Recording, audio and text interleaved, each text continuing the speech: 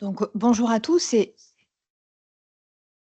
merci pour, votre invitation à parler d'une, thématique, qui sont donc les femmes et j'ai rajouté comme les hommes parce que parfois quand, je fais ces formations, ces sensibilisations, on dit que je suis féministe, donc non en fait, hein, c'est les femmes et les hommes sont touchés par les maladies cardiovasculaires. Mais on va le voir en fait finalement pour les femmes, c'est peut-être un peu moins connu et su. Et donc l'idée, de ces, quelques 30 minutes qu'on va passer ensemble, c'est que je vous donne les clés pour essayer d'un peu mieux repérer les femmes à risque cardiovasculaire. Diapo suivante.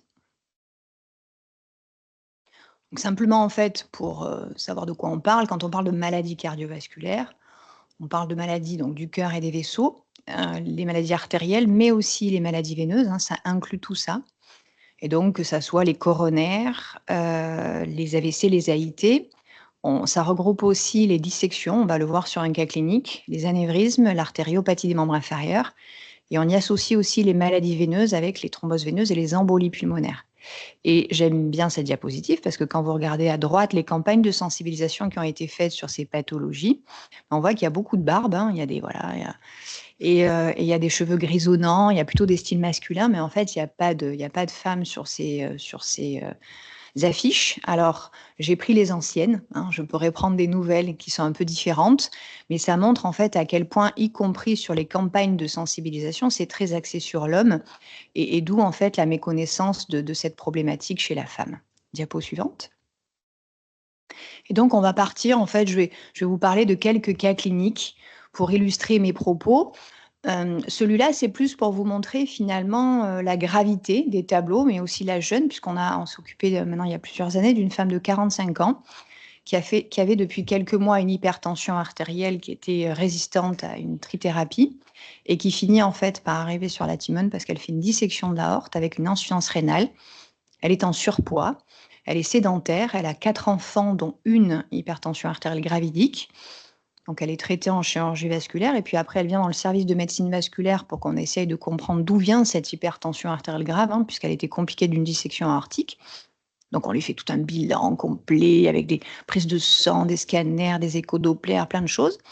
Et puis aussi on l'interroge et donc on lui demande: «Mais est-ce que voilà, est-ce que vous avez pas d'autres traitements?» et cetera. Elle nous dit: «Non, non, non, non, non» et puis finalement il y en a un qui finit par lui dire: et puis diapo enfin clic suivant. En fait, elle était toujours sous œstroprogestatif. En fait, c'est une femme qui avait une contraception œstroprogestative qui, on va le voir, hein, provoque de l'hypertension artérielle. Alors, il y avait probablement pas que ça, mais en tout cas, ça favorise l'hypertension artérielle et quand on pose la question à une femme: «Est-ce que vous avez un traitement?» Pour elle, la pilule n'est pas un traitement, en fait, hein. Donc voilà. Diapo suivante. Donc les maladies cardiovasculaires chez la femme, c'est la deuxième cause de décès en France. Alors ça varie enfin en fonction des sources. Il y en a qui disent première. En tout cas, les derniers chiffres, c'est la deuxième cause de décès après les cancers. Quoi qu'il en soit, une Française sur 5 meurt de maladies cardiovasculaires et quand on regarde le nombre de décès par jour, c'est 200 décès par jour et désolée Hélène, mais quand on le compare au cancer du sein, parce que généralement quand on pose la question à quelqu'un: «De quoi meurt une femme?» il va nous dire: «Le cancer du sein». Parce qu'il y a eu beaucoup de campagnes de sensibilisation, dépistage et tant mieux, mais quand on regarde les chiffres, c'est 5 fois plus que le cancer du sein. Dans toutes les maladies cardiovasculaires qu'on a citées précédemment, en fait, c'est l'AVC, la première cause, hein, donc les femmes en fait, elles meurent d'AVC et souvent aussi quand on fait ces topos, on nous dit: «Oui, mais c'est des femmes âgées en fait, parce que les femmes, vivent plus longtemps» et en fait non.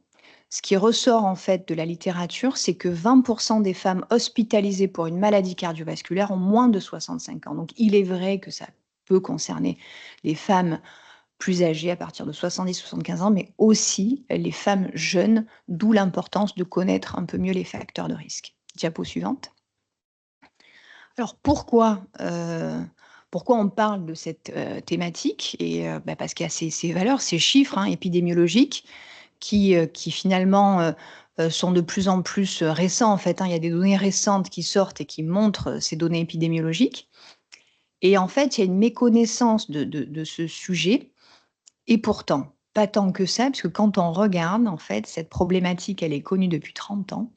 Il y avait une cardiologue américaine brillante qui est Bernadine Healy, que j'ai mis du coup, au milieu, qui, déjà en 1990 a fait décrit cette prise en charge différente entre les hommes et les femmes, tant sur le diagnostic que sur la prise en charge. Elle avait appelé ça le syndrome de Yentl, parce que Yentl, en fait, c'est un roman où une femme se déguise en homme pour accéder, en fait, à une vie différente. Et donc c'est connu depuis longtemps, mais au niveau médical quelque part, au niveau des sources médicales, mais en collectivité et même au niveau après de la médecine en pratique, c'est mal identifié. Il y a aussi une croyance collective, hein, hommes et femmes, que les femmes sont épargnées grâce à leurs hormones naturelles, aux maladies cardiovasculaires et finalement, quand on pose la question à des femmes, eh bien, 50 des femmes savent que la contraception peut être associée à des problèmes cardiovasculaires. Seulement 25 des femmes savent que la grossesse peut être associée à des problèmes cardiovasculaires et seulement 40 des femmes connaissent la ménopause. Donc il y a vraiment, et y compris au niveau des femmes, une sous-évaluation de ce risque. Donc il y a une méconnaissance, mais il y a aussi, en fait, le fait que les femmes adoptent et ou subissent, j'ai mis, des comportements qui sont défavorables à leur santé et qui font que les femmes de maintenant ne sont plus les femmes d'il y a 100 ans et qu'elles font des maladies cardiovasculaires. Et donc, on va voir un petit peu mieux après ces facteurs de risque. Diapo suivante. Quelles sont les conséquences de cette méconnaissance? Eh bien, c'est une augmentation de 5% des hospitalisations pour syndrome coronaire aigu chez les Françaises de moins de 65 ans entre 2008 et 2013. Donc, une croissance des hospitalisations chez les femmes jeunes. 30 minutes de retard de prise en charge d'un infarctus chez une femme par rapport à un homme en France. Donc, il y a un problème d'urgence. Quand on regarde après la mortalité hospitalière, eh bien, les femmes meurent 2 fois plus que les hommes quand elles sont prises en charge pour un infarctus. Diapo suivante. Donc voilà pour les données épidémiologiques et la gravité. Maintenant, on va parler d'un autre cas clinique pour exposer les facteurs de risque cardiovasculaires, à la fois classiques et on va voir aussi spécifiques aux femmes. Donc, elle, c'est une pédiatre que j'adore, que j'ai vue encore hier en consultation, qui maintenant elle a 70 ans, elle a 67 ans à l'époque, très active, très stressée aussi. C'était la seule pédiatre de la Côte Bleue. Et elle avait une dyslipidémie familiale connue et qui s'est aggravée avec la ménopause, avec un LDL qui était très élevé, très sensibilisée au dépistage, asymptomatique. Et donc, elle décide d'aller voir un cardiologue en lui parlant de son cholestérol et qui lui fait faire un coroscanner et qui retrouve une sténose d'une branche coronaire. Ensuite, il fait faire une échographie cardiaque, donc un test d'effort qui est négatif. Et puis, il ne sait pas trop, donc il l'adresse en cardiologie à la PHM. Et le cardiologue qui voit dit non, mais il y a des faux positifs. Allez faire un écho Doppler pour qu'on voit un petit peu le reste de vos artères. Donc, moi, je la rencontre dans cette situation. Je fais un écho Doppler où je vois quand même il y a un bel athérome sur les carotides. Je lui prends la tension, hypertension de consultation. Hypertension blouse blanche. Alors j'aurais pu lui dire: «Non mais vous êtes stressé, c'est normal, vous avez de la tension, un peu de cholestérol, il y a de l'athérome quoi, mais est-ce qu'on en reste là?» Alors on n'en est pas resté là, diapo suivante. Et du coup, on décide de lui faire un holter tensionnel qui retrouve une vraie hypertension artérielle, débutante. Et donc bon, je me dis quand même l'hypertension, le cholestérol, le stress et cetera. Faisons une coronarographie et finalement, en fait, elle est tritronculaire avec une occlusion de la coronaire droite collatéralisée et des lésions des 2 autres circonflexes et IVA. Et donc, bah, ça change la donne aussi au point de vue de traitement médicamenteux, puisqu'en fait, on a pu lui mettre des gros traitements, et surtout après, elle s'est mise à la retraite pour être un petit peu moins stressée. Diapo suivante. Voilà, donc en fait, la femme, elle va être exposée aux facteurs de risque classiques, traditionnels, cardiovasculaires, hein, c'est-à-dire l'âge et l'hérédité, donc ça change rien. Concernant l'hypertension artérielle, on sait qu'elle est plus élevée chez la femme à partir de 55 ans, Mais à côté de ça aussi, on a plus d'effets blouse blanche. Et là, du coup, la difficulté, c'est que quand une femme va se faire prendre la tension en consultation, souvent on va lui dire: «Vous êtes stressée». Et en fait, on peut après passer à côté d'une vraie hypertension artérielle qui serait vraiment existante. Il y a une autre donnée sur l'hypertension artérielle, c'est que depuis quelques années, alors que les femmes étaient bien traitées, il y a une baisse de la prescription et de la prise d'antihypertenseurs chez la femme. On a du mal à savoir pourquoi. Est-ce qu'il y a une évolution de la charge mentale? Est-ce qu'il y a le Covid? On ne sait pas trop. Mais il y a une prise en charge qui était bien et qui devient moins bien. Après, quand on regarde au milieu le diabète, par exemple, on sait que une femme diabétique par rapport à une femme non diabétique aura plus de risques de faire un problème cardiovasculaire, ça c'est assez logique. Mais quand on la compare aussi à l'homme, c'est-à-dire une femme diabétique par rapport à un homme diabétique, elle a à peu près 2 fois plus de risques de faire un AVC ou un infarctus. Donc en fait, quand on associe diabète et femme, eh bien, il y a un risque augmenté, donné qu'il y a pas qui n'était pas forcément bien identifié par, les endocrinologues et même d'ailleurs par les cardiologues. On ne sait pas trop pourquoi, hein, parce qu'est-ce qu'il y a plus d'inflammation, une différence hormonale et on ne sait pas trop, mais c'est les chiffres épidémiologiques. Quand on regarde le cholestérol, donc à droite, la ménopause va augmenter en fait le mauvais cholestérol, baisser le bon cholestérol, augmenter les triglycérides. Donc en termes de prévalence, c'est à peu près la même chose, âge, à âge identique, hommes et femmes. Mais par contre, on sait, les données nous disent qu'il y a une prescription plus faible de traitements hypolipémiants et plus d'effets secondaires aussi, en lien avec ces traitements hypolipémiants. Donc prévalence identique, mais prise en charge, moins, performante, on va dire ça comme ça. Diapo suivante, sur le tabac, c'est très intéressant. En fait, les femmes fument, hein, quasiment autant que les hommes, mais on nous dit un peu moins. Sauf que à l'identique du diabète, quand une femme fume par rapport à un homme, elle a 25 de risque en plus de faire un infarctus. Donc c'est un peu la même chose que pour le diabète. Une femme fumeuse va faire plus d'infarctus qu'un homme fumeur. Puis après, quand on regarde le diagramme, ça c'est très intéressant. Vous avez en fait l'âge qui est en bas et vous avez aussi l'évolution en fonction des années. Et en fait, quand on voit, l'âge jeune, on voit que progressivement avec les années, l'homme jeune et la femme jeune sont à consommation égale. Après, il y a, je vois pas tout à fait, là je suis loin, mais entre 20 et 40 ans, je crois, et bien là, les femmes fument plus parce elles ont des enfants.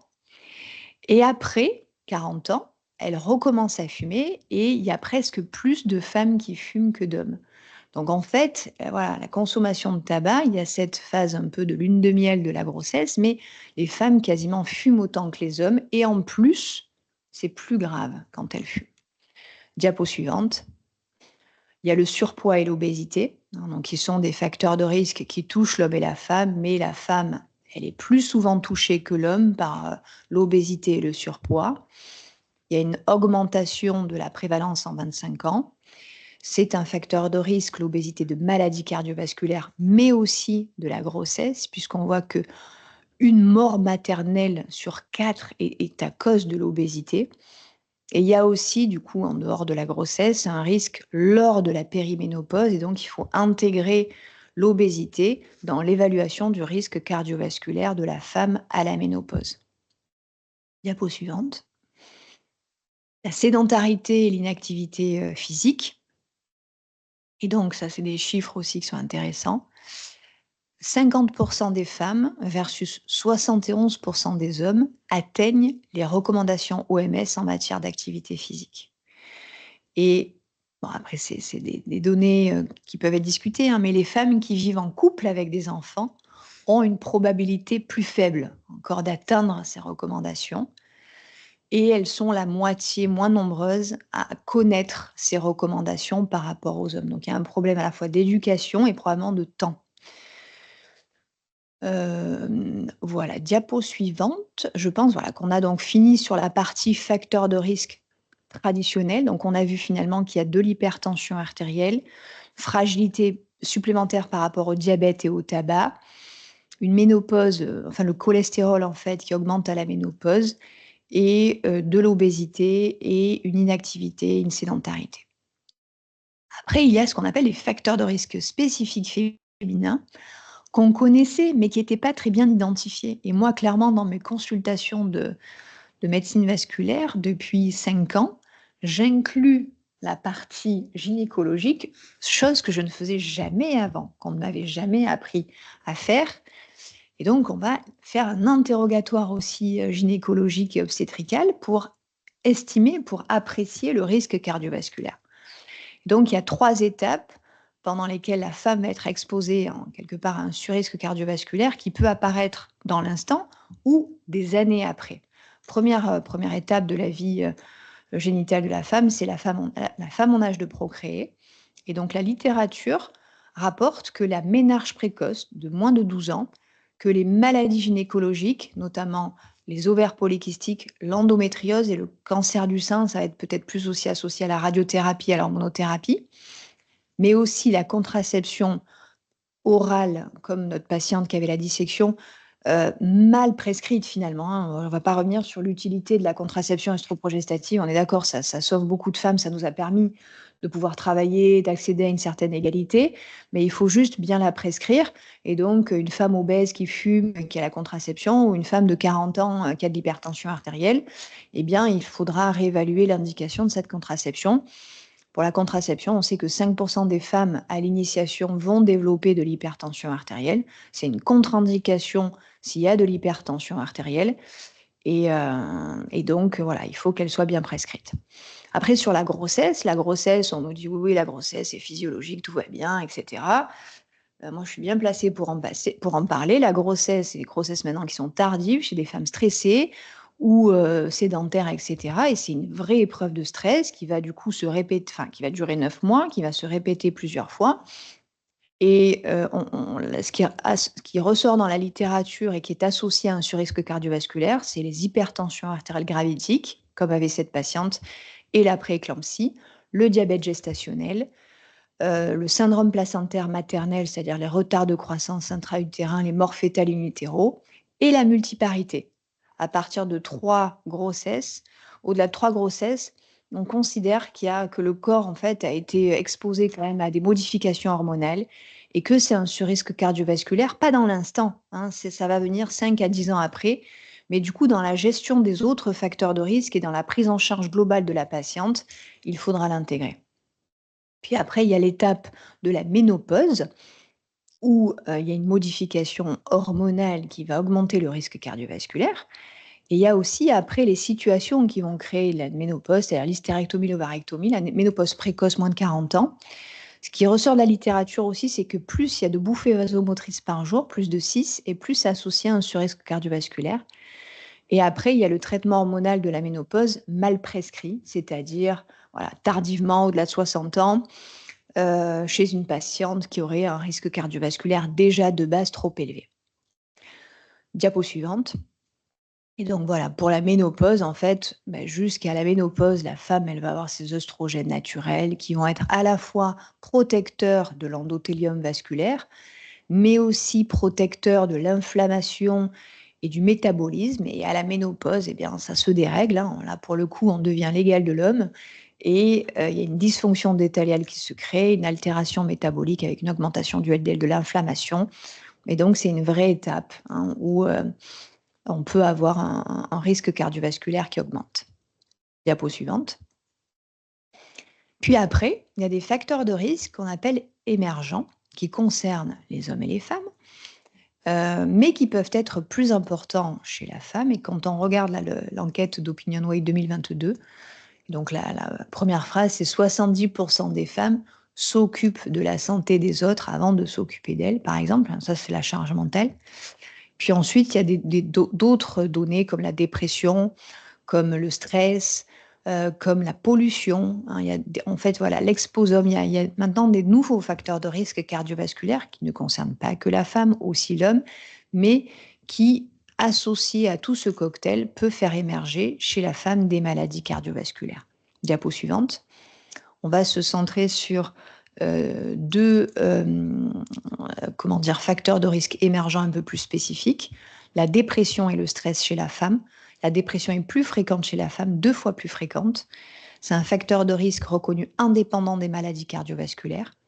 Il y a un impact du coup sur la récupération post-infarctus, parce que souvent il y a aussi moins de réadaptations cardiovasculaires qui sont prescrites chez ces femmes, une baisse de l'observance et après du coup c'est le cercle vicieux. Je suis déprimée, je fais plus de maladies cardiovasculaires, je fais une maladie cardiovasculaire, je suis plus déprimée.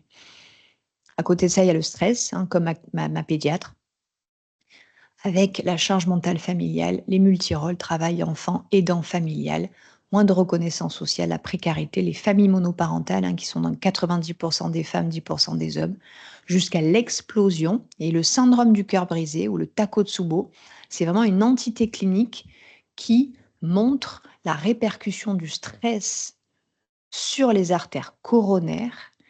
Et le tableau classique, c'est la femme de 70 ans qui va être exposée à un stress brutal avec une vasoconstriction majeure et créer en fait un infarctus, un pseudo-infarctus aussi grave qu'un infarctus.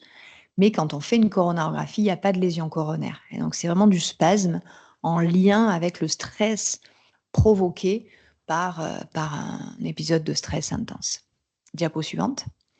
Deuxième facteur de risque émergent, et donc j'ai piqué le violentomètre, hein, de la Maison des femmes, mais voilà, c'est pour montrer l'importance en fait de cette problématique et le fait qu'il faudrait l'intégrer dans notre recherche d'exposition à un surrisque cardiovasculaire.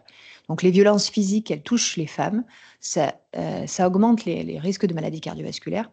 Et en fait, c'est terrestre parce que non seulement il y a un phénomène aigu quand je me fais taper, mais en fait, il y a un stress, parce que j'ai tout le temps peur du coup de me refaire taper et du coup, il y a un stress chronique qui se met en place et il y a une vasoconstriction artérielle persistante avec une inflammation. Et donc, si on ne va pas le chercher à l'interrogatoire, hein, comme la pilule, en fait, on peut pas le détecter et c'est des femmes après qui peuvent du coup récidiver leur maladie cardiovasculaire. Et donc, voilà, je crois que pour, cette partie sur les facteurs de risque cardiovasculaire, on a ma pédiatre finalement, elle avait l'âge, elle avait le cholestérol, elle avait le stress professionnel, elle avait la ménopause et donc, ça expose après à la survenue d'une coronaropathie tritronculaire. Diapo suivante. Un autre cas, ça c'est plutôt pour exposer la difficulté, des signes cliniques et la prise en charge des femmes par rapport aux hommes. Donc elle, c'est une patiente aussi, fumeuse, hyperactive, retraitée et que j'avais rencontrée, il y a quelque temps pour, une occlusion de l'artère sous-clavière gauche qui avait été détectée sur une mesure de tension, une asymétrie de tension et elle venait me voir pour savoir s'il fallait qu'elle soit opérée à l'époque. Donc on avait mis en place un traitement médical avec de l'aspirine, des stéroïdes. On a encouragé à arrêter le tabac, c'est pas une indication opératoire, donc on l'avait pas faite opérer.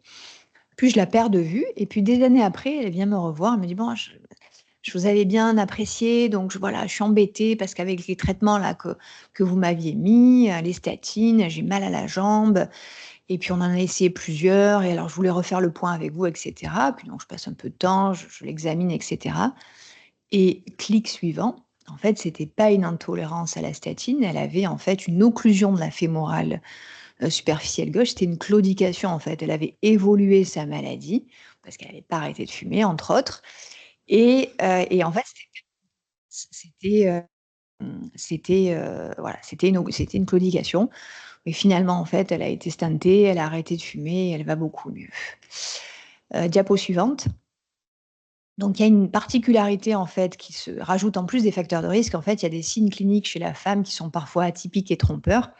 J'ai mis la figure en fait qui est reprise par la fondation Agir pour le cœur des femmes, qui reprend un petit peu les signes atypiques de l'infarctus. Alors globalement, en fait, il y a plus de 50 à 70 des femmes qui vont présenter une douleur thoracique, mais elle va être noyée dans d'autres, symptômes et comme de la fatigue récente, une dyspnée, des palpitations et ça peut en fait tromper, le clinicien et faire qu'on va moins y penser. Là, par exemple, pour la claudication, pareil, ça peut être des femmes qui vont se plaindre d'une fatigue dans les jambes, ça sera moins la crampe typique que peuvent avoir certains patients et donc ça va prendre du retard, on va pas y penser. Et puis après, la problématique, c'est qu'il y a aussi des tests diagnostiques, notamment cardiaques, les tests d'effort sont faussement négatifs, et une prise en charge du coup qui va être retardée, sous-optimale. Diapo suivante. Notamment du coup les tests d'effort cardiaque, les épreuves d'effort, les échographies cardiaques d'effort, les échographies, les scintigraphies d'effort, et en fait souvent il y a un risque de faux négatif, probablement parce qu'il y a des capacités physiques inférieures, un débit cardiaque inférieur, des différences hormonales. On ne sait pas trop, mais ce qui ressort en tout cas de la littérature, c'est qu'il y a des risques de faux négatifs avec des retards diagnostiques. Un petit peu le cas de la première patiente où elle avait eu un coroscanner qui était plutôt pathologique, avec un test d'effort derrière qui était normal, qui avait rassuré un petit peu les médecins. Et au final, c'est le coroscanner qui avait raison. Diapo suivante. Et donc, en effet, chez la femme à risque cardiovasculaire, je vous conseille d'évaluer le risque, en tout cas de vous aider avec la réalisation d'un score coronaire calcique, parfois couplé à un coroscanner, ce qui permet en fait de mieux apprécier le risque cardiovasculaire, notamment de la femme. Diapo suivante. Et après, concernant les traitements, eh bien, ce qui ressort, c'est qu'il y a une sous-représentation des femmes dans les études cardiovasculaires, hein, à peu près. Les femmes, elles sont présentes entre 10 à 20% sur les grandes études de prévention cardiovasculaire. Les traitements sont inadaptés et insuffisamment prescrits, on l'a vu notamment les statines. Il y a une réadaptation moins prescrite, une sensibilité accrue aux effets secondaires, probablement parce qu'on a un métabolisme différent, qu'il y a des doses qui sont peut-être différentes. Et du coup, comme les études, elles ont été faites chez les hommes, eh ben, on n'a peut-être pas forcément les bons résultats. Un risque hémorragique qui a augmenté et une mauvaise observance, probablement parce qu'il y a des effets secondaires supérieurs. Alors la réalité locale, j'ai mis cette diapositive pour en fait illustrer ces propos qui sont des propos internationaux, nationaux, etc., sur une réalité locale. Donc j'ai pris en fait les résultats d'une thèse de médecine qui a été dirigée par le professeur Michelet, par le docteur Lay. Et donc c'était en fait la différence de gestion des appels au centre de régulation des hommes et des femmes dans l'année 2023. Avec 34 femmes, c'était je crois à peu près sur 6 mois, 34 femmes et 47 hommes. Et on voit, alors peut-être vous allez m'aider, mais globalement de mes souvenirs, hein, il y a à peu près 30% des femmes qui appellent le centre 15, qui sont dirigées en fait, ou en tout cas un SMUR va venir en tout cas chez la femme, versus 70% des hommes. Donc il y a clairement en fait une différence entre la gestion des hommes et des femmes sur un appel au centre 15 et l'envoi d'un SMUR. Et après, ce qui ressortait en fait, c'est que finalement la description de la douleur et des symptômes était faite pendant moins longtemps chez les femmes que chez les hommes. Et ce qui est surtout inquiétant, c'est ma dernière phrase en rose, c'est que tout ça, en fait, ça se voit, puisqu'en conséquence, en fait, il y avait une altération de la fonction ventriculaire gauche qui était plus importante chez les femmes par rapport aux hommes lors de l'hospitalisation pour infarctus. Donc, ce n'est pas qu'un mythe international ou national, il y a une vraie réalité locale. Et merci du coup à cette équipe de l'avoir montré. Diapo d'après, et j'ai presque fini, je crois qu'il m'en reste 3. Alors, je voulais parler aussi de ce cas clinique pour ne pas oublier cette maladie. Et donc ça, c'est une jeune femme que j'ai rencontrée, que je vois encore de temps en temps et dont l'histoire m'avait vraiment marquée, 22 ans, très active, c'est une montagnarde skieuse. Et elle avait des varices qui avaient été traitées par laser, elle était sous pilule. Et donc des varices traitées quelques temps, un peu de temps avant, sous pilule, elle fait une chute à ski, elle se fait un croisé, elle est opérée, mise sous héparine de bas poids moléculaire. Et puis dans le village, on lui dit: «Non mais ça va, tu es sportive, allez c'est bon, arrête les piqûres et marche». Et clic suivant, et en fait malheureusement cette jeune femme, elle a fait un arrêt cardio-respiratoire sur une embolie pulmonaire massive qui a été massée par sa mère qui était aide-soignante. Et malheureusement en fait elle a une anoxie cérébrale, maintenant elle est polyhandicapée. Et donc voilà, la pilule œstroprogestative quand même, voilà, vous le savez, il y a un risque veineux qui est majeur et que quand on va cumuler les facteurs de risque, c'est-à-dire les varices, la pilule et la chirurgie orthopédique, même à 22 ans, voilà, il peut y avoir des drames qui se passent. Et donc les veines aussi, c'est aussi important, il n'y a pas que les artères. Diapo suivante. Donc on va pas, voilà, il n'y a pas qu'un tableau sombre, hein, il faut, voilà, il y a de l'espoir et il y a plein de leviers pour avancer. Il y a ce qu'on est en train de faire, c'est-à-dire former les professionnels de santé et les sensibiliser à cette problématique et essayer du coup de plus dépister et mieux traiter. Créer des parcours de soins spécifiques, hein, probablement transdisciplinaires.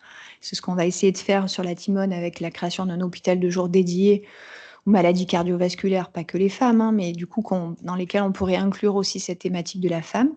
Il y a une consultation dédiée à la ménopause, hein, qui va être validée par le gouvernement de ce que je sais et qui va permettre en fait à chaque femme ménopausée d'avoir des informations sur la ménopause, et je pense que ça serait un temps important d'avoir une partie cardiovasculaire, sensibiliser le grand public, faire de la surveillance épidémiologique et faire aussi de la recherche spécifique.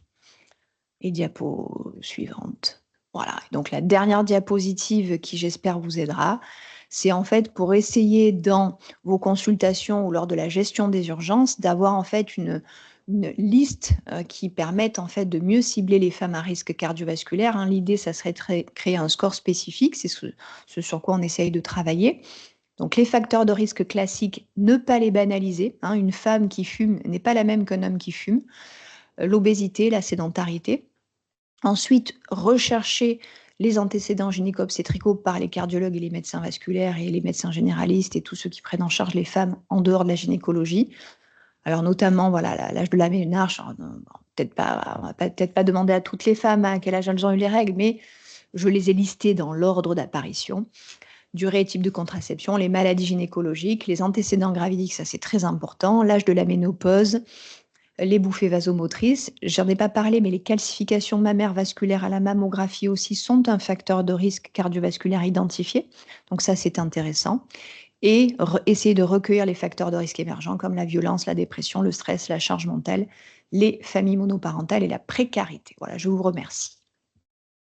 Je te remercie, Gabrielle, pour ce topo qui est vraiment super, éloquent, clair. Moi, j'avais une question, c'est quelle patiente envoyer à la ménopause?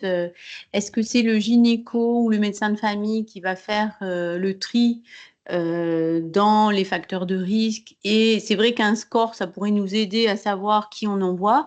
Ou est-ce que une fois dans sa vie, les femmes vont faire une consulte avec le cardiologue à titre quasi systématique? Alors, je pense que s'il y a aucun facteur de risque cardiovasculaire, sauf la ménopause et l'âge, je pense que ça ne nécessite pas de consultation systématique. En fait, c'est quand, quelque part, comme les hommes, quand en fait, on va commencer à accumuler les facteurs de risque cardiovasculaire et notamment la dyslipidémie. En fait, souvent, ce qui se passe, c'est que les femmes, elles ont un cholestérol bas et une tension basse avant la ménopause et elles gardent ça en tête. Et du coup, elles pensent qu'elles ont pas de cholestérol et pas de tension, mais elles vont en développer 5 à 10 ans après la ménopause. Donc il y a déjà ce message à passer, y compris au niveau médical. Et du coup, si elles vont cumuler le cholestérol, intégrer le fait qu'il y a de l'effet blouse blanche, mais qu'il y a quand même beaucoup d'hypertension, donc faire volontiers des mesures ambulatoires. Et imaginons voilà, qu'elle est ménopausée, du cholestérol et de l'hypertension. Quand on commence à cumuler 2 facteurs de risque cardiovasculaire, quand elles ont fait de l'hypertension gravidique, du diabète gestationnel, qu'elles ont du cholestérol, là, je pense que c'est intéressant. Voilà. Merci. Est-ce qu'il y a des questions? J'ai vu passer la question. Ouais, mais c'est ce qu'on vient de poser. Ouais. Ouais, je comprends, ouais, ouais. Ouais, voilà, je pense qu'en fait, la base de toute façon, c'est sûr, hein, c'est-à-dire mesure de pression artérielle. S'il y a de l'hypertension artérielle de consultation, automesure tensionnelle et bilan biologique avec une glycémie et des lipides. Voilà. Ça, c'est et après, si on a bon, il y a pas vraiment de recommandations, hein, mais un ou 2 facteurs de risque, encore plus une hérédité aussi, l'hérédité est importante, envoyer au spécialiste. En cas de un ou 2 facteurs de risque, vous recommandez le coroscanner en ville prescrit par le médecin traitant. Non, je pense qu'il vaut mieux adresser à un spécialiste, parce qu'il y a pas que le coroscanner finalement qui sera intéressant. Il y a aussi de faire de l'écho-doppler périphérique, de vérifier voilà, je pense j'aurais plutôt tendance à dire de confier à un spécialiste. Mais en tout cas, voilà, d'encourager la patiente à voir quelqu'un.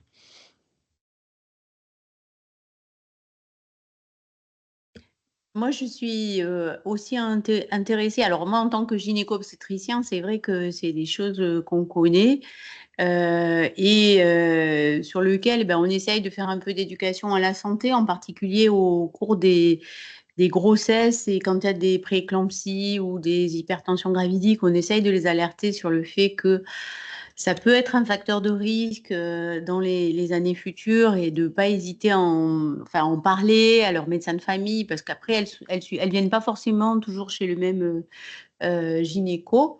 Mais c'est surtout les facteurs émergents et sur lesquels, c'est vrai, moi j'ai une sensibilité particulière pour la problématique des violences, mais je ne suis pas sûre que tous ces facteurs-là soient connus de l'ensemble des professionnels de santé. Complètement. Et là, en plus, c'est vraiment, il y a c'est reconnu maintenant au niveau de la littérature internationale. Il y a une grande revue qui est sortie, il y a quelques semaines, qui en fait confirme, hein, le fait que ce qu'on appelle l'exposome, c'est-à-dire l'exposition à ces facteurs de risque émergents, augmente le risque cardiovasculaire, tant en termes de pollution et d'environnement, que de, précarité, que de facteurs de risque, sociaux en fait, hein, le stress, la précarité. Et donc c'est reconnu par les sociétés internationales savantes comme étant des facteurs de risque cardiovasculaire. La difficulté, c'est comment le mesurer, c'est ça, hein. Mais déjà bon, c'est, où est-ce que les gens, habitent, hein, puisqu'on va voilà, a priori, hein, dans plutôt les médecines de quartier, il faut aller poser la question, hein, de savoir est-ce qu'il y a de la violence, est-ce que, dans votre vie, est-ce que vous vivez enfin des choses peut-être qu'on faisait pas au quotidien, mais sur lesquelles il faut insister.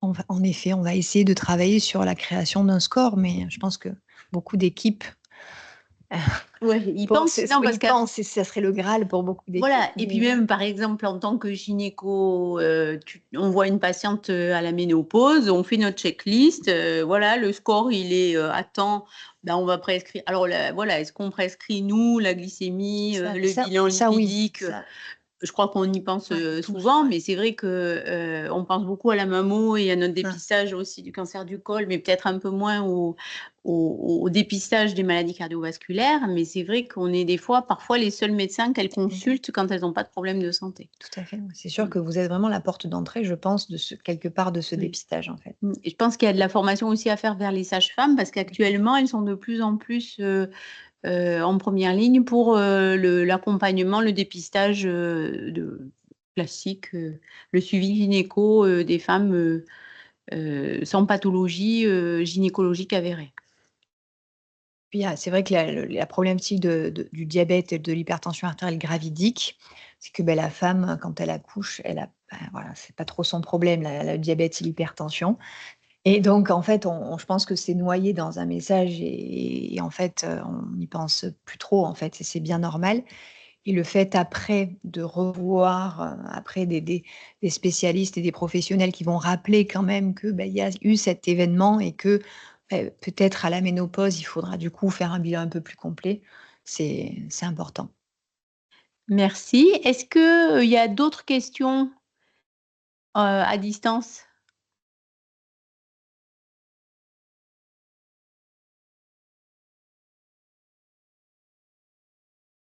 Ah, alors,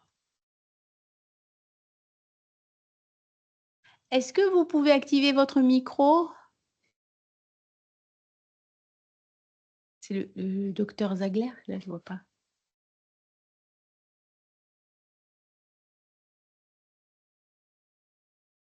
C'est quoi? C'est Je Avec moi. cafouille avec m Ouais, si vous peut-être si vous quand préférez écrire? quand vous descendez, ça y a pas de non? J'ai Merci. fait pareil.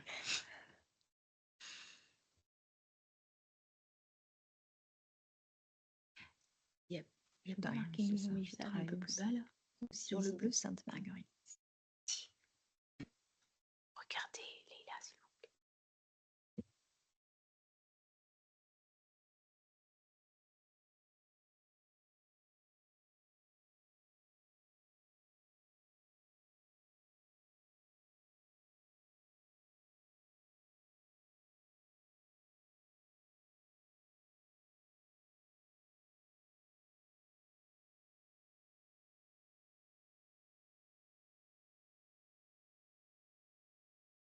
Oui, beh, je pense que oui, c'est très précieuse d'adressage en HDJ et oui, déjà c'est vrai qu'on travaille, commence à travailler, mais pas que pour les femmes, hein, avec, le professeur Millon sur cette, problématique et c'est vrai que le VIH, je pense que pour le coup, un peu comme le diabète, hein, il faut les dépister, assez largement, voilà. Donc après Est-ce que vous m'entendez là? Vous m'entendez? Ah, ça marche pas. Allez-y. Vous m'entendez? Oui, on vous entend. Oui, d'accord. En fait, c'est parce que je parle avec mon dictaphone qui était branché, du coup, j'ai pas l'habitude. C'était simplement aussi pour vous faire part, mais je pense que c'est un problème que tout le monde rencontre. J'ai beaucoup de patientes qui refusent de prendre les statines, en prévention primaire, donc j'essaie de bien leur expliquer. J'utilise beaucoup le score 2 OP. Et je voulais savoir si vous aviez, je ne sais pas, des tips ou des informations particulières pour nous aider à convaincre les patients, voilà, des bénéfices en termes de prévention cardiovasculaire primaire. je suis très embêtée moi aussi. Voilà, non, mais voilà, j'ai pas honnêtement, bon, voilà, je leur parle des résultats de la littérature, hein, qui est une réduction de alors il y a les dernières recommandations des dyslipidémies françaises qui sont sorties, il y a quelques jours. Donc, ça peut permettre d'avoir des actualités sur les résultats, de prévention, cardiovasculaire. Donc on est à peu près à 20 de réduction de morbimortalité à 5 ans de ces traitements. Donc c'est des prolongateurs de vie, hein, comme disait mon patron. Maintenant, hormis que de prendre le temps de leur expliquer, de choisir des statines à faible dose. Parfois, on va faire, des statines 1 jour sur 2. On va coupler très vite, à de l'ézetimibe. Mais bon, en fait, c'est vraiment un problème de confiance, en fait, hein, c'est ça. C'est pas un problème d'observance, enfin, c'est vraiment un problème de confiance envers ces traitements. Je suis j'ai non, je suis en difficulté moi aussi et donc j'essaye de les accompagner au mieux. Donc c'est vrai qu'on fait du coup, très facilement des scores coronaires calciques parce que quand on les voit en écho-doppler périphérique et qu'on leur montre une plaque, carotide, ils s'en foutent un peu. Par contre, quand on leur dit que les coronaires sont pleines de calcium, ça les stresse un peu plus, donc on s'aide du score coronaire calcique. Mais voilà, j'ai pas d'astuce thérapeutique. Il y a normalement un traitement, qui n'est pas une statine, qui devrait arriver sur le marché en France, qui bloque aussi la synthèse hépatique, qui pourrait nous aider, mais on l'a pas encore et qui pourrait être prescrit en prévention primaire. Voilà. Merci. Voilà, ben, merci. Je pense que c'était la dernière question. On va clôturer ce webinaire et je vous rappelle que ben, cette année, on a plusieurs webinaires qui sont programmés à peu près tous les 2 mois. Et ce webinaire et les webinaires précédents sont accessibles sur le web. Voilà, bon après-midi.